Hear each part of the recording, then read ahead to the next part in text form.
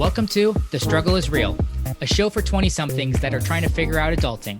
I'm your host, Justin Peters.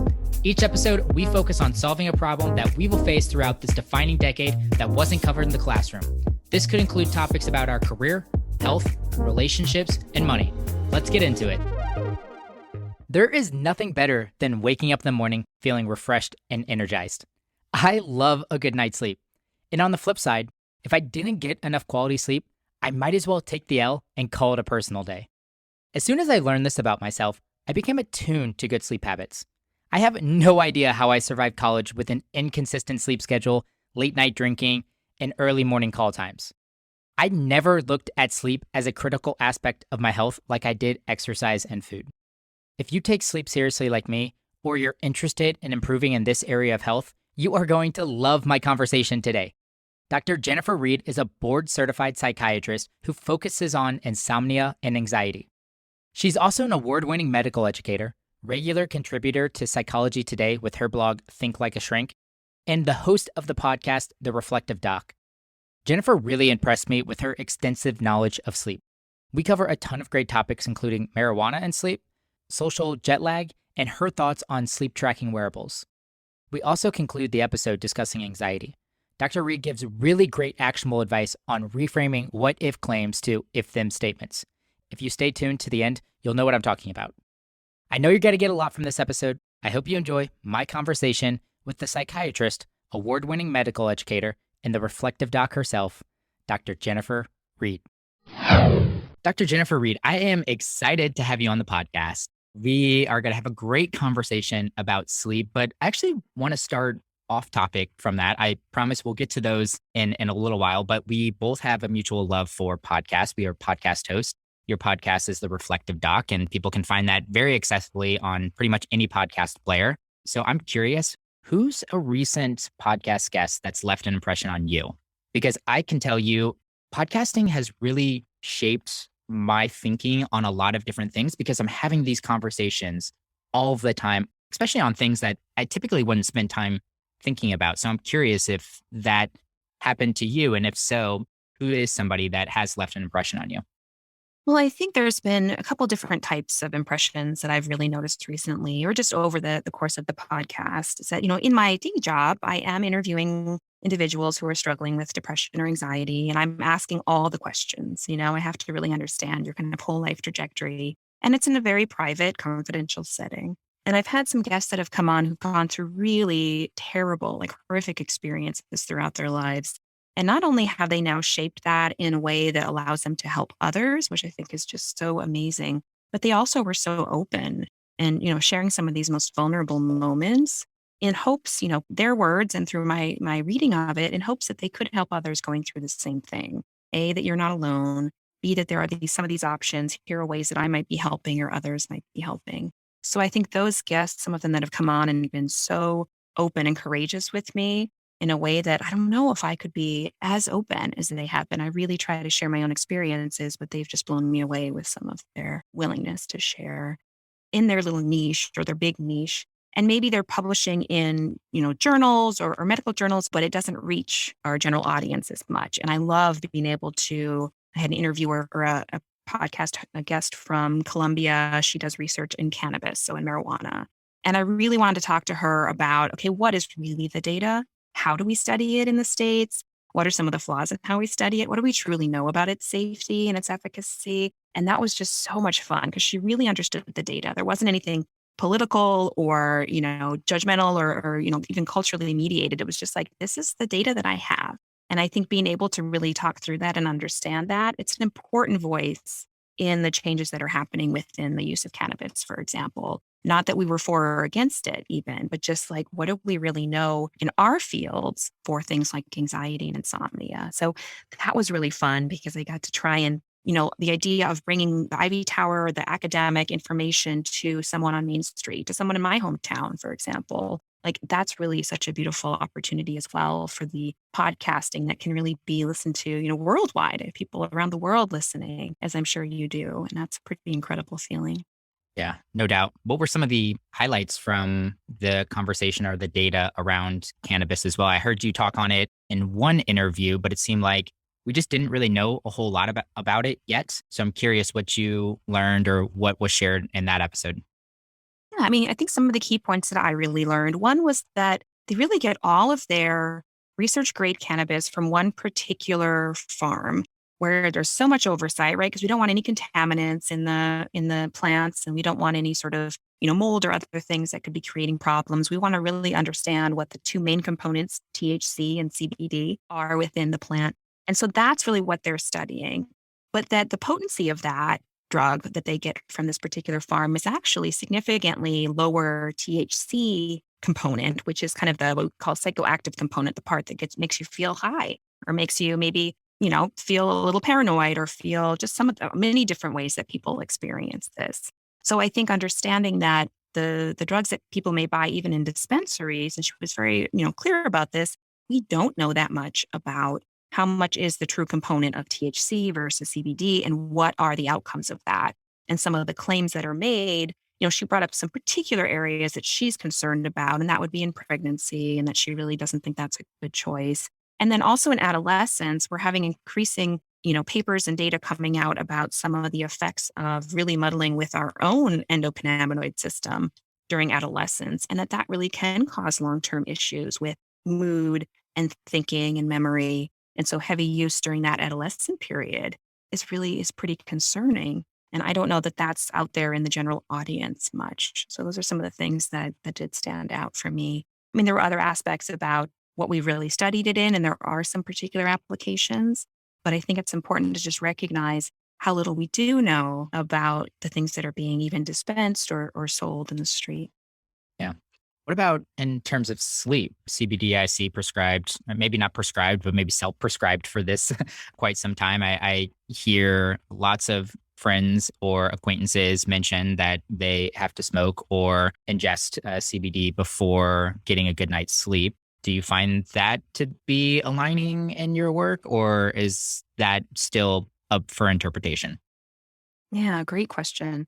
So another thing that we talked about in that podcast is that CBD, she can't even get that in the States to study. She'd have to bring it in from Canada, and all the regulations to do that essentially means that researchers have really struggled to get a sense of what are the true benefits for CBD. There are some trials in things like epilepsy, for example, where we're using some of the CBD specifically for types of epilepsy, but there's just very little data on CBD in general and its application for things like anxiety or insomnia. I think, as we talk more broadly about sleep, I think we can talk about how it is so behaviorally modified. Essentially, the way we think about sleep and approach sleep is incredibly powerful. Our mind is really powerful as it comes to many things, particularly sleep. The case that someone says, I need X, Y, or Z to get to sleep. That's what gives me confidence, and that allows me to get into sleep. And so there really is a very high placebo effect for some of the things that we use to treat sleep, because people say, oh, this is going to help. And then it does. Now, whether that's the effect of the med, and that's what we try to kind of separate out in our placebo controlled trials, but we don't always know. And for CBD, we just don't have that data. I think compared to THC, I'm not as concerned about people using CBD regularly. I don't have as much data on sort of negative outcomes. And I think because it's not psychoactive necessarily, that it's going to be a little bit lower risk for someone who's driving or doing something else that needs fine motor and really clear focus. But I would say all the money that's being spent on CBD, a good amount of it is for that confidence and placebo effect. I'm not saying it's not going to be noted to be helpful over time, and we might get more and more data on that, but it isn't something I would necessarily recommend for my seed, less because I'm worried about its effects and more just I don't know that it's as effective as some of the other ways that I help people treat their insomnia or treat their anxiety. Now, like you said, a lot are self-medicating, and a lot of that is, problems within my field as far as access, numbers of providers that really can help people who are struggling.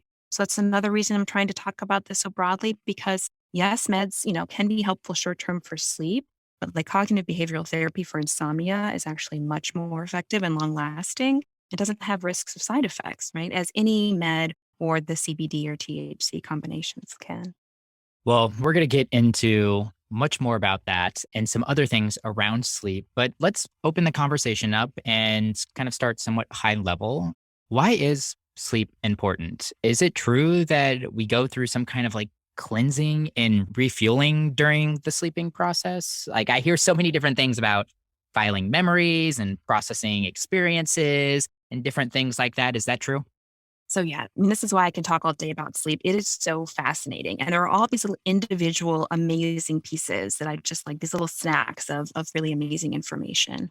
So I like to kind of go back and think about the way that we've evolved over time. So assuming people are comfortable with the concept of evolution, the sense that over time, what we have done is we've adapted in all these different ways to survive and thrive in our environment. The idea that we've adapted to be kind of unconscious and unable to protect ourselves from predators and other risks for 7 or 8 hours every single day, like a third of our time, is really amazing. And it just points to what a powerful drive this is and how important sleep is, right? Otherwise, we would have just, moved right away from that a long time ago. Maybe we do a quick nap and get right back to producing and reproducing and all of these things we need to do to persist as a society. So I think it's such a powerful drive. And some of the things, the more we discover about it, we know it's important. It took a while to figure out why, but we know that it can really boost our immunity. We know that it can actually boost our response to vaccines, which is certainly important as of recent times. We know that it can decrease risk of certain cancers, actually, if we're getting optimal sleep. We know that it changes our metabolism if we don't get adequate sleep. So I'm talking in general, if we say sleep deprivation, fewer than 6 hours a night on the regular, let's say, or 6 hours in a 24-hour period. Some people sleep during the day, they do shift work, or that's just when they're at their best. So we're saying that anything less than that on the regular, when they looked at studies, it changes the way that we eat. It changes the way we crave food. It actually boosts a hormone that makes us hungry and decreases a hormone that makes us full. And so it's harder to eat the way that we're all trying to eat healthy, right? We all want to be fit. It makes it harder to do that, harder to lose weight, for example. And those are just a few little snippets of how important it can be. We certainly know, I mean, this is so cool that there is this like cleaning system that steps in at night and comes through this amazing system that cleans out some of the different things that can lead to plaques that eventually cause things like Alzheimer's disease. So there's a lot of studies going on now to see, does sleep deprivation increase people's risk of cognitive decline, memory problems? And it does seem like those are linked. So, really pointing out sleep deprivation is such a huge public health concern. We're talking like 75 million, I think last time I was reading, are not getting adequate sleep. And of course, that's not always because they're just like up on their phones. I mean, that's a problem for all of us, myself included, I admit. But, it also can be that they're working 2 jobs or 3 jobs, or they're trying to come home and do the second shift with the kids, or they just don't have the support or scaffolding to make time to have sleep opportunity 7 or 8 hours a night. I mean, whenever I get into bed, I think, what a gift. Like, how grateful am I that I have the ability to do this because my kids are asleep. I don't have to work during these hours. I'm in a safe place under my roof on my cozy bed. And I think that's really important to recognize that sleep deprivation isn't always by choice, but is so important. And then I want to differentiate that a little bit from insomnia, or a lot from insomnia, truly. But insomnia really is defined as like low quality sleep, sleep that we're not satisfied with, sleep that doesn't happen when and in the way that we want it to, and then the anxiety that comes up around sleep. That doesn't mean it's true sleep deprivation. In fact, you might be in bed, you might get 7 hours of sleep, but you're in bed for 11 or 10 or 11, and it just feels like I'm just lying here staring at the ceiling. But you look at your, Fitbit or whatever it may be, you're getting 7 hours. You just wake up feeling awful. Mm. So insomnia and sleep deprivation are different. Where we're seeing all these health concerns is in the sleep deprivation zone primarily. But insomnia can be so distressing that it can worsen things like depression and anxiety. People become really obsessed with sleep and obsessed with some of the sleep hygiene techniques we'll talk about, where they're trying to control it and like work harder at sleep. And similar to, I was talking with a patient recently about, when you start to pay attention to your breath, sometimes it feels like I might forget to breathe, or it feels really off, or it's just out of rhythm. And oh my gosh, I'm breathing. Am I still breathing? You become, so focused on it when you start to pay attention. But if you just let go and allow yourself to breathe, guess what? Your body's like, I got this. Yeah. It's the same with sleep. It's the same with sleep. If your body is going to take the sleep it needs, and I tell every single patient that with sleep problems, your body's going to take the sleep it needs. We cannot prevent ourselves from sleeping. We will die. We cannot do it. We can starve ourselves, unfortunately, to terrible results, but we really can't keep ourselves from sleeping. And so just reassuring people that, look, your body knows what to do. Let's just find the ways that you might be keeping it up, either consciously or not so consciously. Yeah.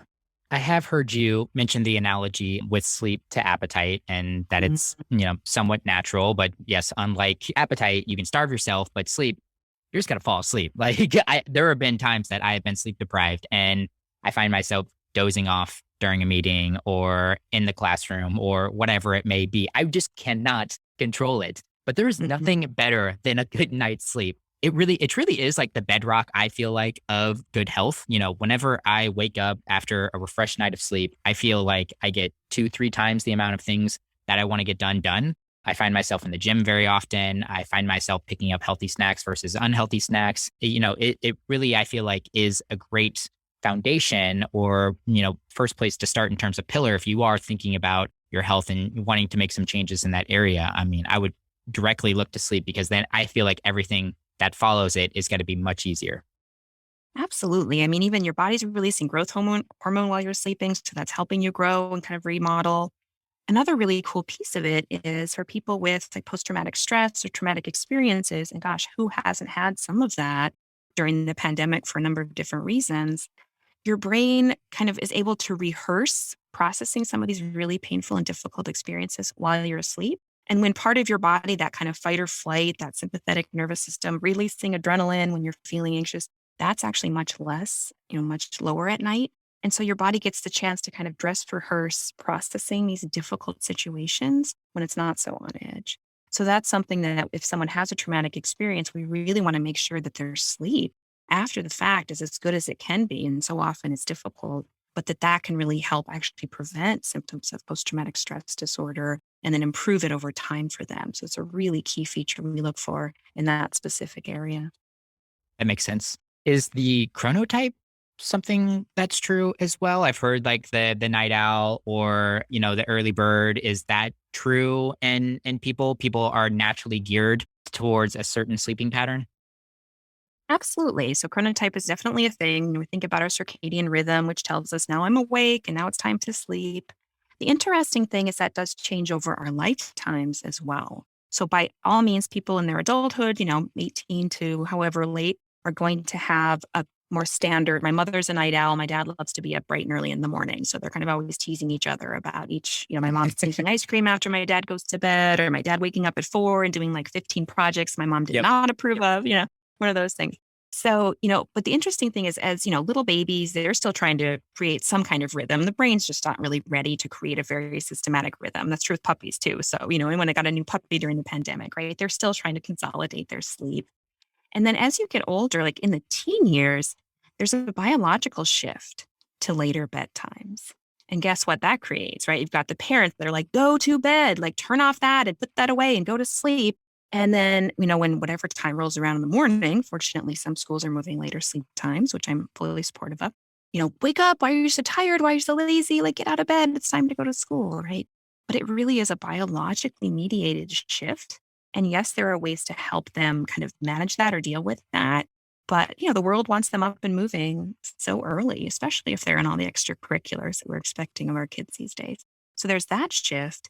And then when we get into much older age, or not older, I shouldn't say, if my mom and dad are listening, it's still the wise age, but in your 60s, 70s, 80s, there's a shift to a little bit earlier bedtime. And so someone who's already kind of a morning person, they may say, gosh, I want to go to bed at like 8 p.m. And then I'm up at 3 or 4 and I don't know what to do for those few hours, or I love it for those few hours. But there are these shifts that sort of happen throughout our lives. It is important, I think, to understand your own chronotype and to recognize that it can be shifted, but also there just might be really prime time for you to get things done or like to exercise or, to learn or to be productive. And I think one of the silver linings of the pandemic is people could maybe apply their most productive activities at the time that's best for them. And maybe that's from 10 to 12, 10 p.m. to 12 a.m. Maybe it's really early in the morning, but there isn't the sense that like work happens between 9 and 5 or whatever it may be, because that's just not how everybody is. Some people love to exercise in the morning. I'm just happy to walk down to the coffee machine. That is my exercise in the morning. But by like late afternoon, I'm like, okay, I could see doing, minimal exercise. So I think it's understanding your own chronotype, knowing there are ways to shift it. If it gets really shifted, working with a therapist or a sleep specialist can really help you kind of get back to hours that just work with the rest of society, because it can be so isolating to be someone who's sleeping on off hours because so many of your friends and family are not, and it can be really lonely. And so we worry about that. And we also worry about people that aren't sleeping and are up through the night, that there are higher risks of things like suicidal ideation and suicide attempt in those wee hours of the morning. So we just really want to emphasize sleep for so many different reasons. I'm definitely the early bird. I get up at 6 most mornings, maybe a little bit later on the weekends, but I find myself, I can't really sleep past 7 on the weekends either, even without an alarm. But I probably resonate with the 60, 70, 80-year-olds as well, that by, I don't know, 9 o'clock, I kind of start to turn on my evening routine. And I would say by 10, I'm out. And it's like very routine for me. Like I very rarely find myself struggling to fall asleep if it's after 10 o'clock, which is great for me. But then I guess on the flip side, if I am trying to sleep in, it is hard. As soon as the light's out, I mean, I can shift a little bit throughout the year, depending on sunrise, sunset. But as soon as I see some light through the window, I'm up and I got to move. Yeah, I mean, you're fortunate. There are days where I'm like, oh, I wish I were more of a morning person. I think for sort of the 20-year-olds that might be listening, I think the other challenge too is if people are waking up earlier and wanting to go to bed a little earlier, so much social life happens, in the later evenings and into the wee hours. And so people are trying to adapt, or maybe they're staying up really late on the weekends and then sleeping in later on the weekends, which creates something we call social jet lag, where you know how jet lag can feel if you've traveled internationally or changed Yep. time zones, even from New York to California. You kind of feel awful. You feel kind of sick, headache, just feel really awful because your sleep drive, which we can talk about, is not matching up with your circadian rhythm. There's this mismatch, and your body's very sensitive to that. So trying to keep a similar wake time each day is something I work with a lot of people on if they're struggling with their sleep schedule. It's not that fun. Who doesn't like to sleep in on the weekends or when you have a chance? But that can just kind of disrupt, and your brain starts saying, oh, wait, when am I supposed to be in bed? Or when am I supposed to wake up? Teenagers certainly get into that habit because, again, this biological shift, there's more social life. They want to stay up late on the weekends and sleep in. Maybe if they sleep in, later, they don't have to do the morning chores. All sorts of reasons that they want to, sleep. So that can be complicated. I never heard of social jet lag. That's an interesting phrase on it. I struggle with that a lot because as I was mentioning, I'm like a 10 o'clock go to bed kind of person too. And I mean, I feel like at the latest I can stay up till like midnight on the weekends as well. But you're right. So much of social life starts around like 9 o'clock on a Friday or a Saturday night. I struggle with that. And I'm not really sure how to work through that sometimes. I think most of my close friends know that it's like, all right, if it's around midnight, I'm probably dipping out and going to sleep, because it truly is like you were mentioning too. I'll wake up and I have a headache and I feel sick and like I don't want to do anything the next day. Even if I didn't drink, it feels like I have a hangover, which is a bummer. But that's why I try to find a bunch of early morning or afternoon type friends too. I have lots of friends that love to like do things outdoors, and I love that. But like, I just can't hang with people at night. Right. And so there are some ways that we can kind of help our brain because it's so exquisitely sensitive to light. So, for example, someone who just cannot fall asleep or it wants to fall asleep really early in the evening or earlier than they would like. And that's really key, right? There's no like definite, this is when someone should go to sleep, but just based on their own life. Maybe we have them take a nap later in the day, like a quick 20-minute nap at like 4 p.m., a disco nap, I think they used to call that, so that they can stay up a little later.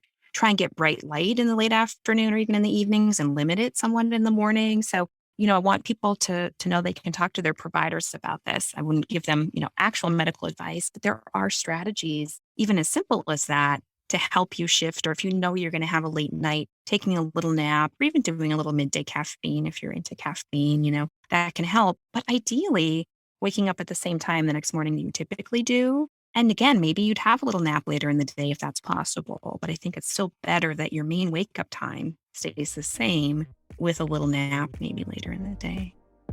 Hey, this is Justin Peters from the Struggle is Real team. I hope you're enjoying the show. We're going to get right back to it after a quick message. I have so much fun interviewing the guests that come on The Struggle is Real, and I try to squeeze out as much knowledge as I can. But as much as I'd love to talk to them all day, we only have a limited amount of time. Luckily, so many of my guests have condensed all of their wisdom into a book. So if you've resonated with a guest on the show, I encourage you to go check out their book. These books are incredible, and I think they add a ton of value.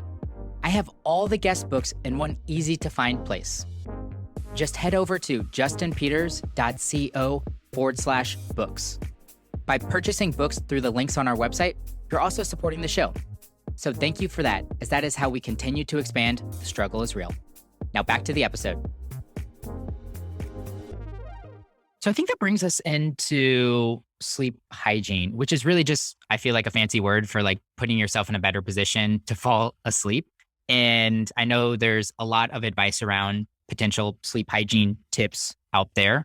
What are one or two of your favorites that either you've taken into your personal life that have really impacted how you sleep and or that you work with your clients on? Yeah, absolutely. I mean, I think that one caveat I would give to some of the sleep hygiene suggestions is sometimes when people have, anxiety or are just really, willing to work really hard at this and they're going to fix their sleep, that they can become a little bit too focused on sleep hygiene in a way where they might restrict things they would actually like to do because no, I have to do my routine, or they do it almost obsessively. And that itself can create some anxiety. Like, what if I don't get the particular routine the same way as I typically would? So, these are all general ideas, but also in moderation, right? We don't want there to be any extremes, but we talk about sleep hygiene as just sort of setting the stage for a good night's sleep.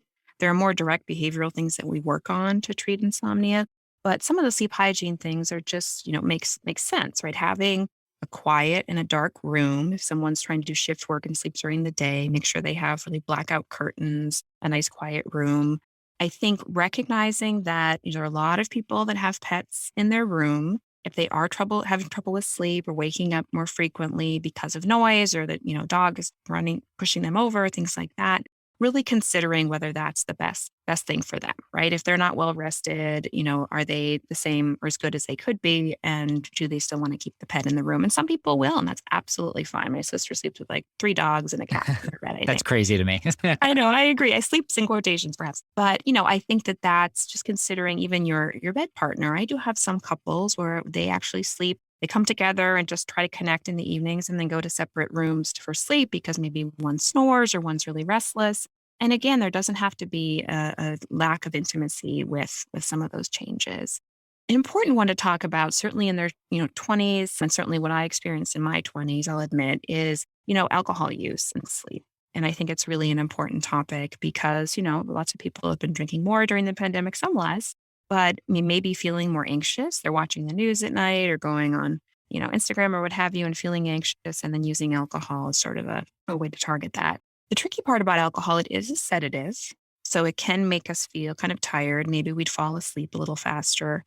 Trouble is the way that the chemical affects our brain is that we can't get into as deep a sleep as we would otherwise. It actually keeps us in a more shallow sleep structure. So the sleep isn't as restorative. That really deep level sleep that we think is the best for, all the things that I was talking about earlier, we're not able to get into that stage as well. And it's, dose dependent, right? The more you drink, the more issues you're going to have with that.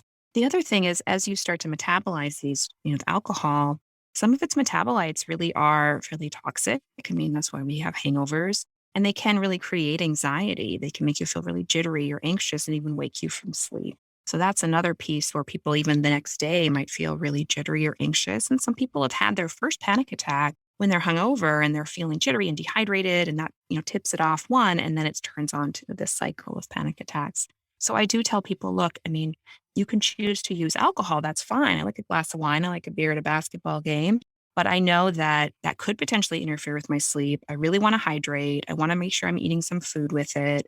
I don't want to go overboard because then I know even if I sleep, 12 hours that night, I'm still going to feel exhausted and awful the next day. So just seeing it as this is a risk for my sleep. This isn't, oh, this is going to help my sleep, or it's neutral. Like, it can affect my sleep negatively. And sometimes the choice is still to have some drinks, and that's part of the choices that you make. And I certainly support, using it the way that you want to in moderation, but know that it does affect your sleep. And then when you're not getting good sleep, then again, you're at higher risk of getting sick, right? Maybe you're hungover and then you end up getting that flu that everyone was having and you were Yep. previously healthy. So I think it's just awareness of what the effects of alcohol are. It's not a good sleep aid per se, but many of us self-medicate with that. Again, there's not as much support for people getting treatment as I'd like there to be, and it's costly. But I think alcohol is not a great choice as a sleep aid if someone's trying to kind of decide. Do you have a general rule around alcohol? Like, is it 4 hours before bedtime or something like that? I think they certainly will say like not doing it right before bedtime, but of course that's often when people do. So Mm. I certainly would encourage to be a little bit earlier. Maybe you'd have a drink with dinner and then have some time to recover after. But really it's balancing it, introducing water between each drink, making sure there's some food in your system, making sure you have some time for recovery and rehydration after drinking, I think is important. But yeah, certainly any time in the evening or late night can interfere with that sleep. Yeah. What about our other favorite drink of choice, caffeine, Mhm. coffee? What's your thoughts around caffeine and coffee intake? Yeah. So, I mean, sort of gets me to talk about our sleep drive. So, essentially, you've got the circadian rhythm, which says this is night, this is day. The sleep drive is just something that sort of builds up in our system from the moment we wake up until we go to sleep. And one of the chemicals that kind of builds up over time to make us feel sleepy is called adenosine. So, as the day goes on, this level's going up and up and up. It's increased by exercise, increased by sex, and then we use caffeine. Guess what caffeine does? It blocks the effect of the adenosine. So we don't feel as sleepy. But guess what? It doesn't block adenosine altogether, just the feeling of sleepiness. So when that caffeine kind of wears off, guess what? We can crash because that sleep drive is still building up over time if we haven't slept. And then caffeine is just masking that. So we don't have much data to say that caffeine truly improves our ability to like focus or concentrate, but it does certainly make us feel less sleepy and engaged. But again, if that's blocking your sleep drive, let's say you need a full glass of sleep drive to go to sleep at night. Well, caffeine can block that. You still have that full glass. A nap might lower that glass level a little bit. So caffeine, you're still going to need the sleep you need, but it might make you feel too keyed up or not sleepy enough when it's time to sleep and can truly interfere with your sleep overnight. So maybe, depending on how sensitive people are to caffeine, and we are when we're much younger and we are when we're, again, much older, I'd say I wouldn't have anything after the early afternoon, for example, if you're trying to go to bed at kind of a typical time, because it can last in your system 6, 8 hours or even longer, depending on how you metabolize it, how much you drink. Yeah, my rough rule is no caffeine after 2. I think I got that from somebody and it's worked out very well for me. That gives me about 8 hours before my 10 o'clock sleep window. So, but I do love my cup of coffee in the morning as well. So I, I try to wait until about 9 to have a cup of coffee. So I got to pour one right before we got on this call, actually, which is great because I love to have a cup of coffee while I'm having conversations with people as well. But I find myself now naturally kind of getting rid of it around 1 or 2 o'clock too, especially now that it's summer too. Just a hot black coffee doesn't sound as enticing anymore at this point in time. But yeah, that's just rough rules for me. And then adenosine, is melatonin then the opposite of that? Or how do these two correlate? Because I know people are taking melatonin then to feel more sleepy. How are they correlated if they are at all? Yeah. So yeah, adenosine kind of reflects your sleep drive, makes you feel sleepy, builds up over time. Melatonin is really one of the hormones that's involved in the circadian rhythm. So what it does is we start to have a peak of that in the evenings, and that is a signal to our brain that we're going towards sleep. It's a signal to our brain. Basically, the light that we receive all day kind of suppresses melatonin release. But when the light starts to diminish, the melatonin level starts to go up, Mm. kind of not immediately, but and that really is what is giving us our signal that it's time to sleep. So we do have our own natural release of melatonin from the pituitary gland. The tricky part, though, is we can use it as a signal for sleep, but it's not like a sedative. It's not a sleep aid. It's not going to make you feel tired. It should be a signal that, look, it's time to sleep. And so people need to take it like a couple hours before their ideal sleep time. Where we have some data for it being beneficial, maybe in younger kids, but I'll defer on that because I think that's still a question and not an area that I treat, but also in the elderly because we start to have some waning of that circadian rhythm signal just with the brain changes that happen with aging. And so sometimes they can benefit, or people that are doing shift work or have jet lag, again, where there's some kind of mismatch and challenge with that circadian rhythm, it can kind of help reset the signal, so to speak, like resetting your clock after electricity goes out. So you're resetting the signal with some exogenous, like added from outside melatonin. But sometimes I think people take more than they really need to or expect it to take it right at bedtime and go right to sleep and then say it doesn't work. Well, that's not, ideally how it works. So it sounds like certain situations, a few hours before bedtime in a small dosage, melatonin could potentially help with sleep. Right. So it's certainly something to kind of, do some research on or talk to your doctor about to make some of those decisions. But that's sort of where we have some data to support its use. Hmm. Exactly. Any other help with jet lag? My girlfriend is a chronic traveler. She travels for work all the time. So she's in different time zones and not just like East Coast to West Coast, but very often over in Europe or somewhere as well. And she seems very sensitive to jet lag as well. Like I will sometimes find her up at like 3 or 4 o'clock in the morning because she is on Central Time, but she's over in Paris or something crazy like that. Any other general advice or tips with people that are frequently traveling that might experience jet lag?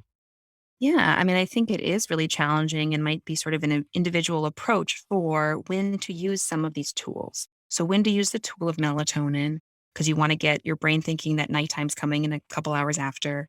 When to use the tool of light, honestly, whether it's light outside or even bringing a small light box or something like that, so that you can kind of use light at the time where you really want to be awake and want to be alert and try and push a bedtime later, for example. So it can be, and like professional athletes and such work on this a lot. They have like Mhm. their experts that come and help them because they're struggling with some of this as they go back and forth across the country. And so part of it might be starting to prepare before travel. Now that's tough if you're traveling all the time, but starting to prepare to shift a little bit more to that time zone if you can. And then once you're there, using some of these tools to help you shift, avoiding things like alcohol in that situation, just because that can make things harder, right? Because even when you're trying to sleep, you're not getting good quality sleep, and that really can cause some trouble. And just being careful about when you're using caffeine, things like that. There's some of these tools that can be helpful for it, just can take its toll over time. It's nice to have some consistent sleep in patches within that schedule.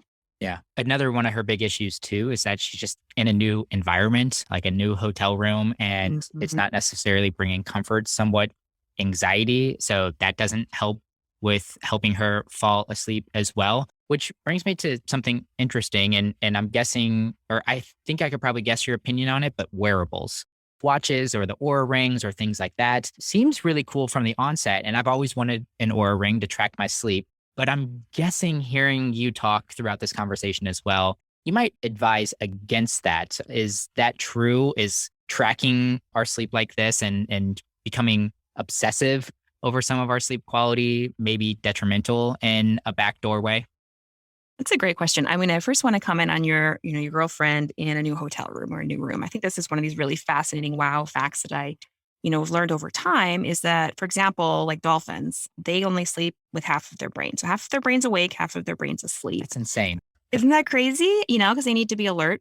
And there's some suggestion or some data that humans do that in a much milder way when we're in new environments, that we actually are keeping more of our brain active, especially that first night in that new environment. So it's not unusual, even if it's a lovely hotel room and you love the bed or what have you, that it takes your brain a day or two to adjust to that new environment. And so that can just affect, how you're sleeping there. So just an awareness that, yeah, it might take a little bit of time to adjust to that.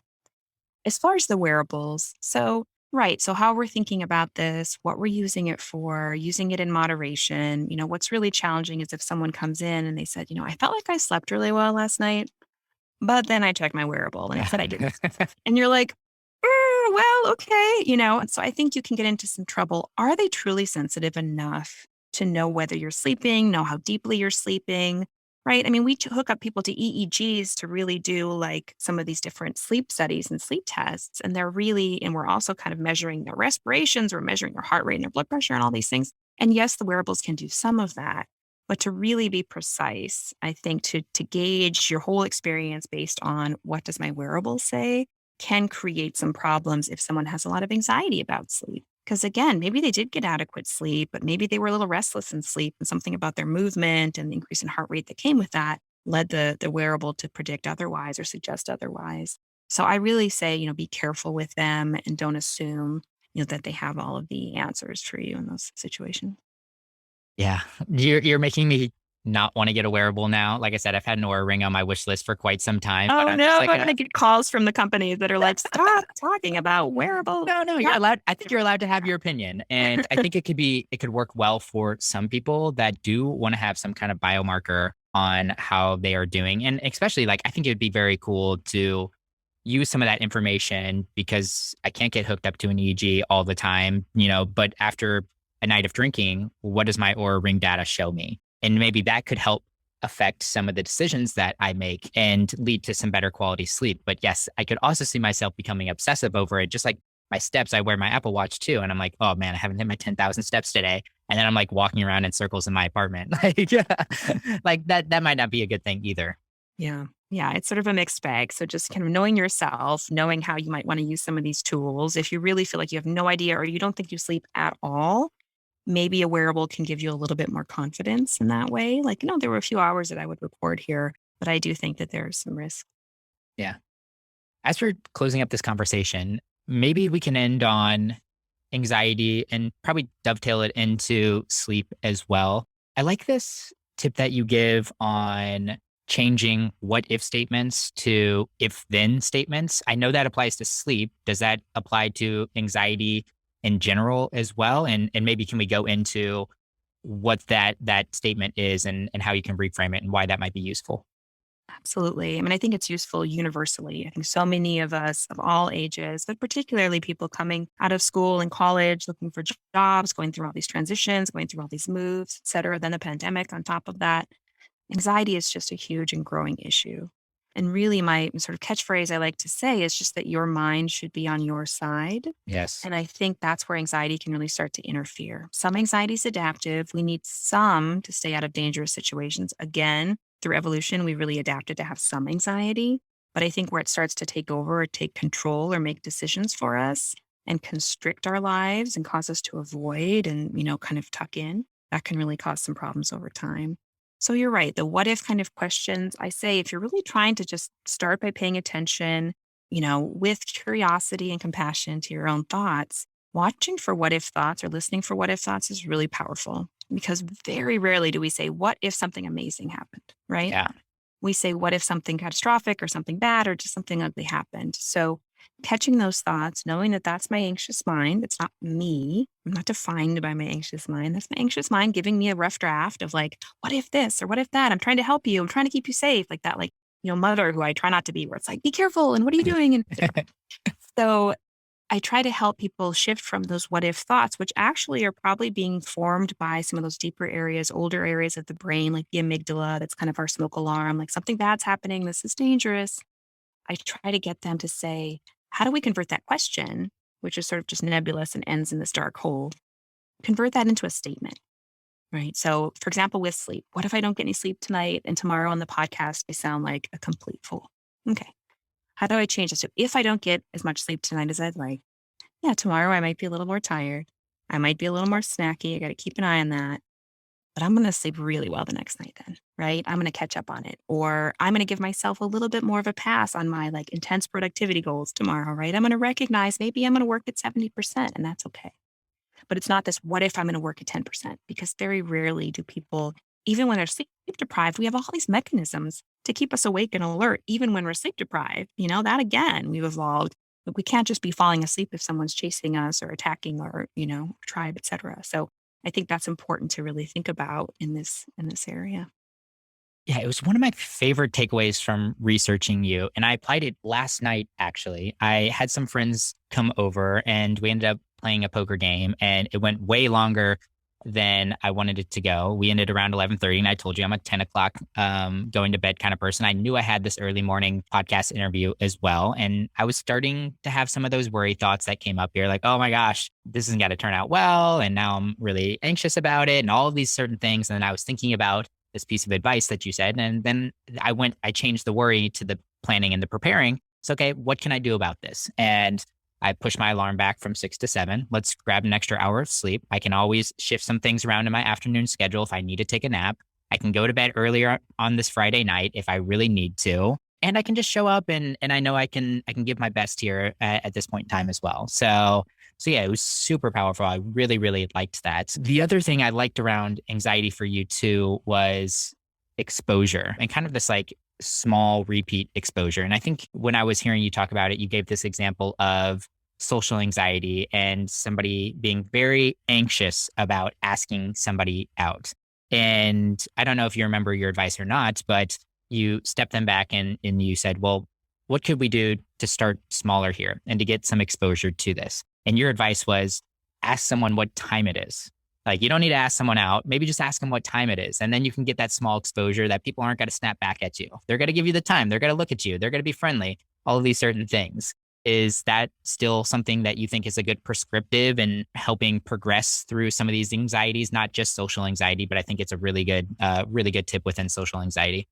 Absolutely. I mean, and I think that's one of the tenets of really high quality, therapy for social anxiety, for other anxieties, and part of the CBT, some specific techniques that we use.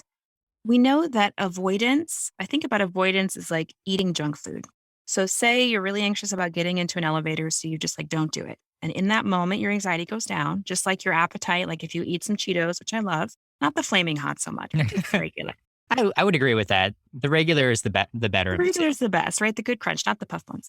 So, it will go down a little bit just as you won't feel as hungry if you have some junk food. But guess what? An hour later, you're hungry again. And with avoidance, what that leads to is over time, it can build up your anxiety about a particular fear or a particular situation. Because what are you doing every time you avoid? You're telling your brain, the part of your brain that we can't always talk directly to, but they're paying it, it's paying attention, right? Like young kids. It's saying, oh, this is dangerous. Oh, that elevator is dangerous. Oh, talking to that girl or that boy is dangerous. And I left last time because it was so dangerous, right? So you're reinforcing this idea that it's not safe. I do think that I'm hearing from a lot of people of all ages that there is maybe a little bit more social or a lot more social anxiety for people because we've all been so isolated. We've really pulled back from that. We're kind of coming out and trying to, in some cases more than others, depending on where people live and how they've been responding to the pandemic. But it does feel kind of novel again, and it feels a little bit higher stress and a little bit more difficult. In part, I tell people, like, look, be compassionate with yourself. Look what you've gone through. Look how you've adapted. You had to shift your whole life, right? So now you're trying to tell your brain, that part of your brain you're trying to speak to, like, it's all okay now. We can go in big groups. Let's go to a concert. And your brain's like, whoa, no, no, no, no. Like, nope, this is not what we've been doing. This is new. This is uncomfortable. So, in part, being compassionate with yourself, that may not mean that there's some big problem that's happening. It just may be you're human and you've been trying to make these adaptations at a pace that was so fast compared to what we typically do over time. And so giving yourself a little bit, or a lot of compassion, a little bit of a free pass in some ways, but doing really small opportunities to expose to these situations, not flooding. Like we don't want to do something that if from 0 to 100, it's like a 90 on your scale of what stresses you out and makes you anxious, right? So if it's like asking a girl out while you're like doing a dance and like, like something that's just like sounds terrible to you. Yeah, let's pull it way, way, way back. Lower on the kind of hierarchy of different exposures we might help you do and allow you to sort of ease into that because you're just giving your brain time to adapt and adjust to like these things are safe.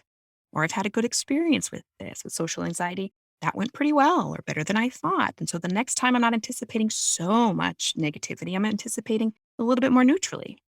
Maybe I'll show up at the party and, no one will kick me out the door. Okay, that's a good step. Maybe I'll show up at the party and everyone will just be like, amazing, celebrating me. Okay, we're a little ways off. But like those kinds of thoughts are so powerful. And you really think it's just a thought. You get to choose what those thoughts are. If your rough draft thought is, no one's going to talk to me, it's going to be terrible. Okay, thanks, brain, for trying to help me here. But let me think of an alternative that isn't such a boundary for me. It doesn't push me back into my own little safe space because anxiety really constricts. So has the pandemic is really constricted. And so if we try and open up again, we have to ease into it a little bit, be compassionate with ourselves and those around us. And we're going to get back to it, right? Like things have really shifted. There's no back to normal. How do we move ahead to something new and pleasurable? I can really resonate with that. I think it was a tough transition to get back into the social world through the pandemic. I did not realize how much of a struggle that transition was going to be, but I have been trying to be very patient with myself in all of that. But Dr. Jennifer Reid, it has been such a pleasure having you on the podcast. We covered so many great things, and I still have a plethora of notes here on other things. So if people want to consume more from you because you cover these topics and more on your podcast, where can people connect with you? Where's a good place for people to go and find all things Dr. Jennifer Reid? Yeah, well, thanks for asking. I think my website, thereflectivedoc.com, so doc.com, has the podcast, and I do write a blog, which is a little bit more personal about my own experiences as like a working mom and physician during the pandemic and otherwise. So certainly through there, they're welcome to reach out to me if they have ideas of someone they want to have come on the podcast or topics they want me to write about. I also write for Psychology Today regularly. They can read some of those things. So just trying to educate as much as I can to help people like me growing up that didn't have access to some of these options. No doubt. So, Jennifer, my final question for you. If you had the opportunity to teach a 16-week class to a group of graduating college seniors on a topic that isn't normally covered in the classroom, what would you teach and how would you teach it? I think I would really want to teach them the concept of a growth mindset. Hmm. And that phrase has kind of been bandied about a lot and sort of buzzwordy. But originally, the book by Carol Dweck, who was a psychologist at Stanford, I believe, is really all about how can I look at my life as just a series of trials and either it moves forward and it works or I learn from it, right? To not be afraid of failure, to not be afraid to try something new because I want to be perceived as always having it all together. I think in your 20s, that is the time. It's so challenging. You want to be moving forward, you want to be successful, but you're also experimenting a lot and you're trying to figure out who you are and you're on your own finally. And we make good choices and we make poor choices. Like, did I need the tongue ring in college? I don't know. Probably not. Probably not. I told my boys that the other day and they were like, what? I don't know. Like maybe I did. Maybe I needed to be a bartender in Scotland as my work abroad as opposed to like doing research. I don't know. I learned from it. Right. So really giving yourself a little freedom to experiment, to try new things, to make mistakes. I think if you could learn how to do that, it's something I'm still working on every day. But I think really having a growth mindset, checking out that book could be helpful. It's just Carol Dweck, Dweck. It's amazing. I just reread it recently. But that's what I would want to teach on and maybe bring her in as my co-collaborator. No doubt. Yeah, we have referenced that book at least 3 or 4 times on this podcast. So we can drop it in the show notes too for anyone that's interested in checking that out. But folks, Dr. Jennifer Reid, Jennifer, it has been incredible. I really enjoyed this conversation. Really looking forward to following you and all of the material that you put out into the world. So thank you so much. And I appreciate you coming on the podcast and sharing some of your wisdom. Oh, well, thank you so much for having me and for reaching out to your, this age group. I think they're just going through a lot. So to have some of these voices out there is so important. Hey, everybody. Thanks for listening. If you like this conversation today, be sure to subscribe so you'll be notified about new episodes. If you want to connect with me, send me a message on Instagram. I'm at Justin Lee Peters. You can find show notes with links to everything we discussed today at justinpeters.co. This episode was produced by Gabby Dimeke. I'm your host, Justin Peters. Thanks for tuning in.